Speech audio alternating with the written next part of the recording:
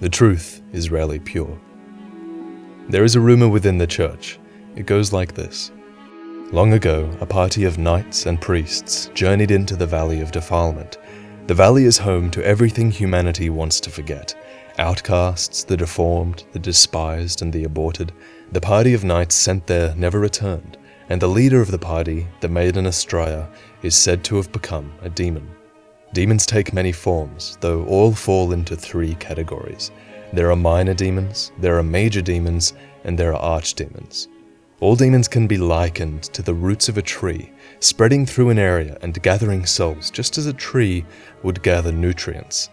At the core of demon kind is the Old One, an ancient being that sends demons with one purpose: gather more souls. If we can take out the archdemons, we will prove ourselves as the most powerful demon of all. This will open a path to the Old One, for the Old One needs powerful demons to gather his souls. Once close, we can put the Old One back to his slumber, instead of becoming his demon. The Old One is spreading a demon fog, a fog filled with demons and a fog that turns things into demons. The fog has touched the Valley of Defilement. It is here where lepers, the poisoned, the plagued, and the deformed are banished to live out their days in agony. Not just the living are sent here, but the dead. Aborted babies can be found at the base of the river. All the foulness of the world runs into this place, the denizens of which struggle inside of the impurity. The poor dwellers are gaunt, infested, and filthy, yet they're adapted, with masks spouting long beaks packed with aromatic herbs and spices that must offer some small respite. What exists there would be enough to challenge the faith of the most devout heart. Somehow humanity struggles on within this place, food for the giant ticks, the leeches, the mosquitoes, the rats. The most impure being of all resides at the center of the valley, a woman turned demon, who apparently turned on her fellow knights and protectors. Upon hearing these rumors, the church sends some of its best knights into the valley to discover the truth. Vito, the Moonlight Knight, Risaya of Istarel, and Selan Vinland. Many honorable knights have ventured into Boletaria in search of the Valley of Defilement. The vicious rumors about Astraea offend our most basic sense of respect for God's name. However, none of these great knights has made it back. Could it be that the wretched valley is so infested with grime that even our Lord's voice does not resonate there?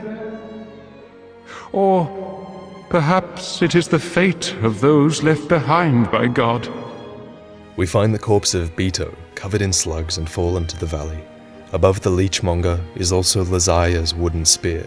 She presumably fell below to be consumed by leeches. People whisper that these adventurers fell at the demon Astraea's hand. Ever since that demon witch came here, everything has turned foul.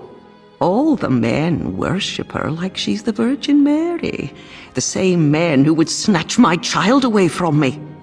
This was a much better place before she came. Astraea is indeed the archdemon at the center of the valley, though while the valley brims with grime, it also feels strangely pure. But the last knight we sent into the swamp still lives, and we find her here now.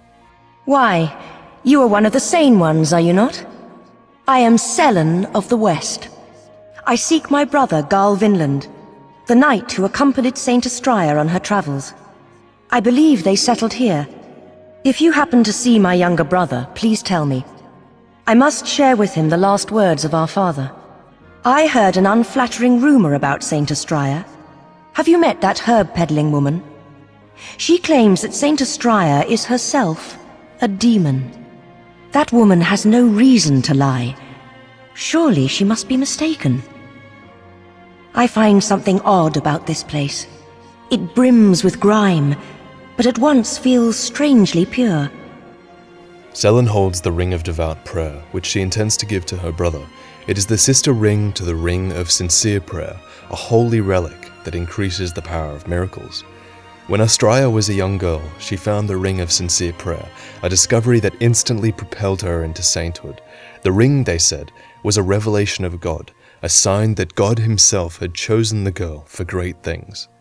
When Astraea became a saint, she took on the knight Jarl Vinland. Jarl was a knight of the Vinland family, a powerful family within the church and likely a friend of Astraea since their childhood. He was to serve as her bodyguard, and whether or not he was more than a friend, he served her loyally, and the two remained inseparable. It's common for the people of the church to embark on pilgrimage, a journey of spiritual significance or awakening. When Astraea learned of the suffering within the Valley of Defilement, she embarked on a pilgrimage to search for it. When she and her knights found the valley, she must have seen a land abandoned by God, full of suffering and those who were to be forgotten.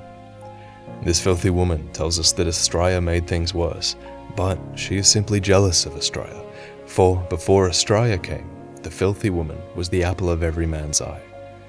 In truth, Astraea did great good in the valley. Her heart was broken by the plight of the depraved, and she cared for them and healed them, and they worshipped her as a Christ-like figure, for she cared for them where no one else would.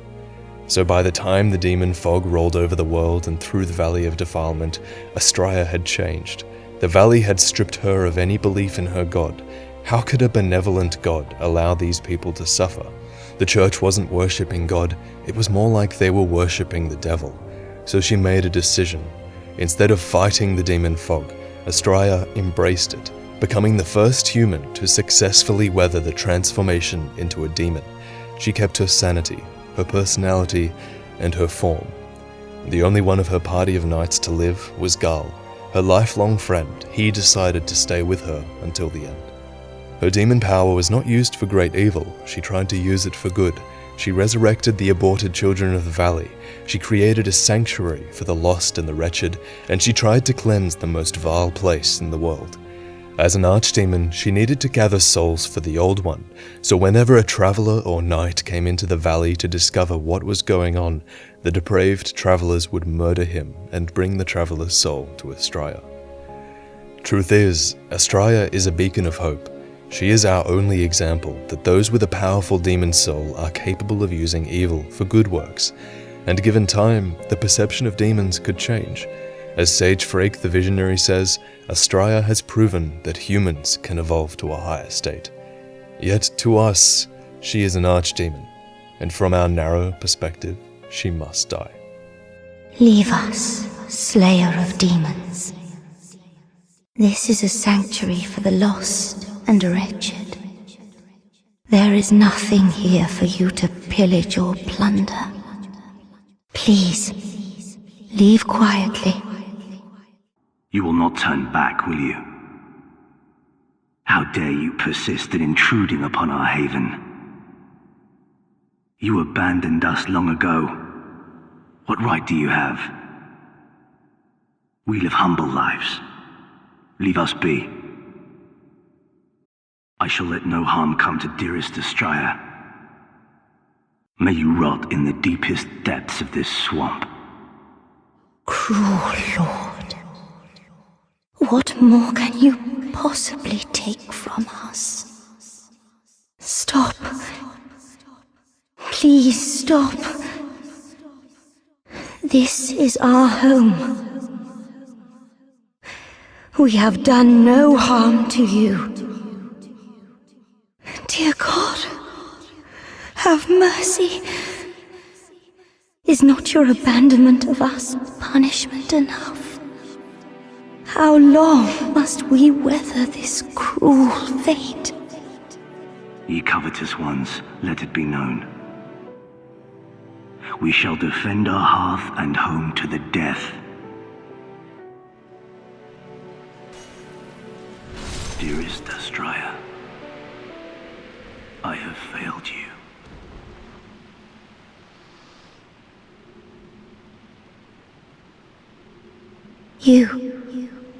You killed him, didn't you? Very well. I can no longer resist you. Do as you like.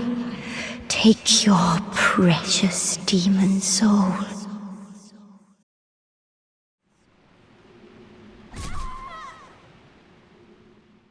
Just like Astraea, we committed an evil in the name of good. We kill an archdemon in order to rid humanity of the Old One and his demons. Yet Astraea was a demon using her power for good. So ask yourself, slayer of demons, do the ends justify the means?